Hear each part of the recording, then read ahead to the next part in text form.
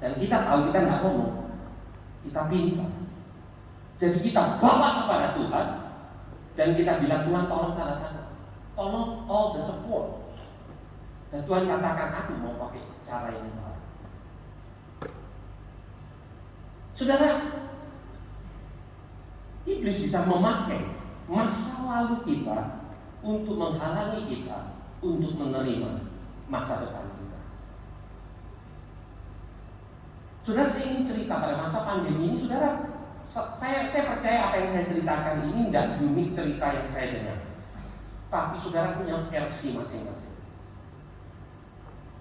Ada seorang jemaat kami, masih muda, lulus dokter, dan mengabdikan dirinya ke Papua, suami istri. Dan dalam keadaan hamil, istrinya, pada waktu itu usia kehamilannya 7 bulan, dia kena COVID. Pada waktu saya mendengar dia kena COVID, saya WA, nggak dibalas. Beberapa hari kemudian saya mendengar kalau dokter yang masih muda ini meninggal, Tuhan panggil. Dan di hari yang sama, jadi dia dipanggil Tuhan itu sebelum jam 12 sorenya, papanya juga meninggal karena COVID. Hamil 7 bulan, sebelum meninggal dilakukan operasi sesar. Bayinya dikeluarkan tertolong. 3 hari kemudian bayinya meninggal. Suaminya stres berat, suaminya juga dokter. Dia hubungin saya dan dikatakan, Pastor bisa nggak ya doakan saya sama mama? Maksudnya mama mertuanya dia. Ya. Terus kemudian kami berdoa via Zoom. Dan tante ini, mamanya ini mengatakan, Pak Pendeta, saya udah sering dengar Tuhan itu Pak. Tapi coba Pak Pendeta jawab, di mana baiknya Tuhan? Sewaktu anak saya mati, suami saya mati pada hari yang sama, cucu saya mati 3 hari kemudian. Dia bilang begini, saudara. Pendeta saya bilang begini, Tuhan itu begitu sayang sama anaknya ibu, begitu sayang sama suaminya ibu, makanya Tuhan panggil pulang. Terus dia bilang ini Tuhan yang paling egois yang saya pernah tahu, karena Tuhan anaknya banyak, masih nggak cukup dipanggil pulang. Saya cuma punya 1 suami dan anak saya cuma 2. Ini dokter mengabdi dan saudara sebenarnya dia bisa dikecualikan, nggak harus melayani pasien COVID karena dia, tapi karena dia mau. Dan dokter muda ini selama dia ada di Surabaya, saudara, jadi usher, low maintenance. Saudara, ada jemaat yang high maintenance, dari MBC, saudara. Di sini semua low maintenance, baik-baik semua. Ya, biasanya yang kurang baik itu Tuhan kasih ke sebagian juga ke gereja Indonesia. Ya, Pak Petrus di sini kan ada semua baik-baik kan. Ya. Jadi ini anak ini baik melayani Tuhan luar biasa. Pada waktu dia dipanggil Tuhan, pertanyaan saya juga, kenapa Tuhan? Ya, saya nggak tahu saudara mikir nggak kan? Saya tahu saudara orang percaya mungkin nggak mikir, tapi kadang saya juga mikir, Tuhan, saya tahu Tuhan ada orang yang memang lebih layak untuk mengalami apa yang dia layani, yang dia alami. Dan cepat-cepat check out dari muka bumi ini, mungkin dunia menjadi tempat yang lebih baik, gitu ya. Tapi yang itu nggak check out, yang model-model begini kok check out semua. Nah, saudara, kembali kepada cerita ini. Ibu ini begitu stres, saudara. Dan suaminya berkali-kali mengatakan saya depres dan saya mau mengakhiri hidup saya. Suaminya juga dokter. Dan dia katakan sepertinya tidak ada yang baik yang Tuhan bisa lakukan di masa depan. Saudara, saya cuma janji dan saya jujur pada waktu ditanya, saya juga nggak tahu jawabannya apa. Ya, kalau Tuhan baik, Pastor, kenapa ini terjadi? Saya juga nggak tahu, saudara. Mungkin kalau saudara tahu nanti setelah kebaktian kasih tahu saya, karena saya sampai hari ini masih belum tahu kenapa Tuhan panggil dokter yang baik ini, sama bayi dan sama bapak. Saya benar, ya. Dan saya hanya bisa mengatakan, yuk kita doa. Terus kemudian nangis, saudara, gitu ya. Selesai. 2 minggu kemudian kita zoom lagi, hal yang sama, saudara.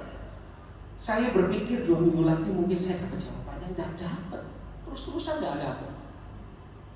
Tapi satu kali, saudara, si ibu ini beritahu saya begini, saya menemukan orang yang mengalami similar situation dengan saya. Dan kemudian saya ini berbagi karena kasihan Pak, dan dia bilang keadaan keluarganya nggak baik segala macam. Dia bilang, saya bersyukur sekalipun suami saya nggak ada, kami ini nggak financially kami masih stable, ya.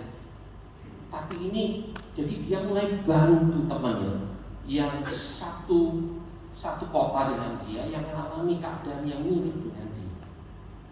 Dan tiba-tiba saya menemukan bahwa ibu ini punya kekuatan yang baru. Tuhan tolong dengan cara dia melayani orang lain, saudara.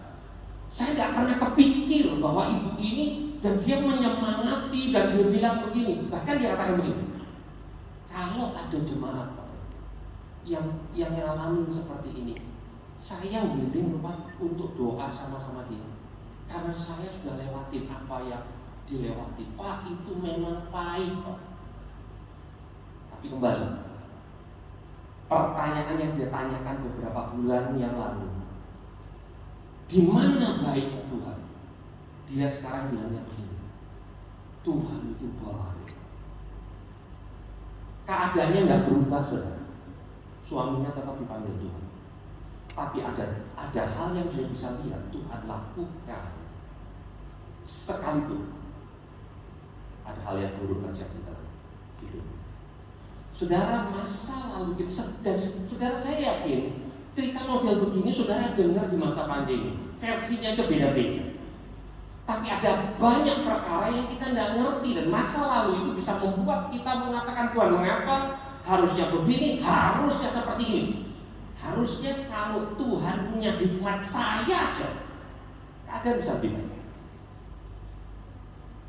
Tapi Tuhan mau menunjukkan bahwa Dia berdaulat, dan kita ini tidak banyak mengerti. Saudara, banyak orang yang masih bertanya-tanya dalam hati, kenapa? Andai kata. Saudara, keluarga yang ditinggalkan oleh orang-orang yang dia kasihi punya penyesalan. Kalau saja saya masukkan rumah sakit ini, kalau aja ketemu dokter yang lebih hebat. Saya punya ipar, saudara, anak Tuhan, sayang sama Tuhan, luar biasa hatinya, dipanggil Tuhan pada masa COVID. Dan keluarga bertanya, kau coba pada waktu itu ada rumah sakit, karena telat masuk rumah sakit karena nggak ada kamar, saudara. Tapi Tuhan berdaulat.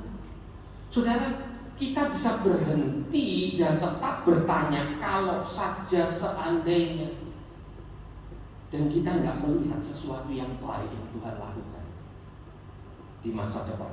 Saudara, mungkin yang menyelamatkan kita bukan model kayak Musa yang bawa 10 Taurat turun dari Gunung Sinai. Tapi mungkin yang menyelamatkan kita Tuhan pakai yang model Kores. Mungkin yang menyelamatkan bisnis saudara bukan apa yang saudara pikir, tapi Tuhan yang sama. Dia tidak pernah berubah, Dia tidak pernah mengingkari apa yang Dia janjikan. Alkitab penuh dengan perkara yang baru. Ya, kalau saudara membaca Alkitab, ada musim yang baru, ada kasih setia yang baru, ada gereja Kristen perjanjian baru, ada hati yang baru. Dan saudara pikir, ya Pak, pekerjaan baru. Tapi saya mau propose kepada saudara, mungkin pertolongan Tuhan adalah di dalam pekerjaan saudara yang lama saat ini, saudara punya attitude yang baru untuk melihatnya.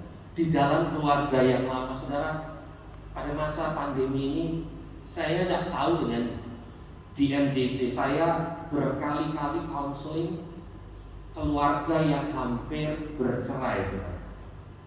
Nggak tahan, ya. Saya tidak mengatakan cari pasangan yang baru, karena itu jelas nggak seturut dengan firman Tuhan. Tapi mungkin Tuhan mau attitude kita terhadap pasangan kita yang baru. Kasih kita diperbaharui, tapi Tuhan sedang melakukan perkara yang baru dalam kehidupan kita. Dan saya ingin mengakhiri dengan ayat yang juga ditulis oleh Nabi Yeremia pada zaman-zaman, pada masa-masa pembuangan. Dan ini yang dia katakan kepada bangsa Israel. Ratapan pasal yang ketiga mulai dari ayat 21. Tetapi hal ini yang kuperhatikan, oleh sebab itu aku akan berharap. Apa yang saudara perhatikan menentukan apakah saudara punya pengharapan atau tidak. Kalau saudara memperhatikan perkara yang salah, di dalam keadaan buruk saudara bisa memperhatikan perkara yang baik, karena Tuhan tetap baik. Kalau saudara membaca, karena waktu saya nggak bisa pakai untuk menerangkan saudara ratapan pasal yang ketiga. Sebelum ayat-ayat ini, penulis mengatakan, aku lihat banyak perkara yang membuat aku down, aku depres. Kemudian di ayat 21, kira-kira itu gambaran umumnya ya. Di ayat 21 kemudian dikatakan, tetapi hal ini yang kuperhatikan. Saya lihat banyak hal yang salah, tetapi saya melihat kesetiaan Tuhan. Itu yang dia katakan. Yang sebab itu aku akan berharap.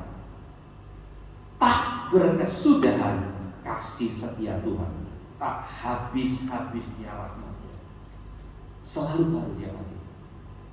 Saudara, ada sesuatu yang saudara harus sediakan tiap hari.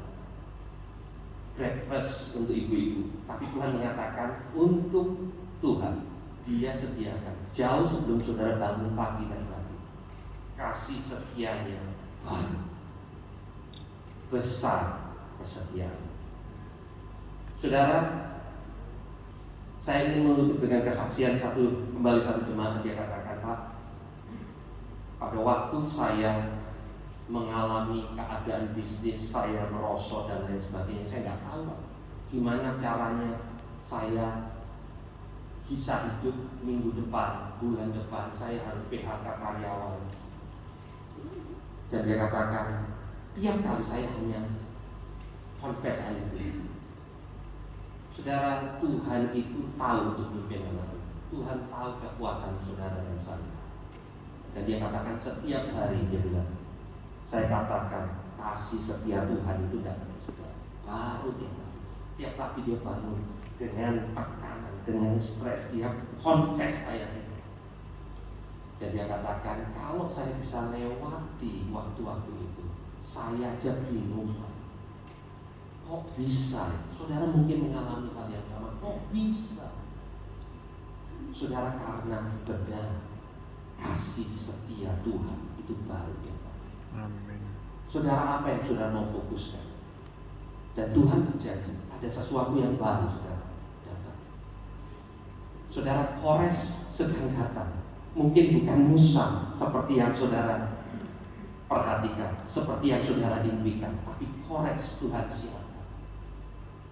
Dan kemurahan Tuhan itu tidak pernah beranjak dari kehidupan kita. Mari kita berdoa. Tuhan, kami mengucap syukur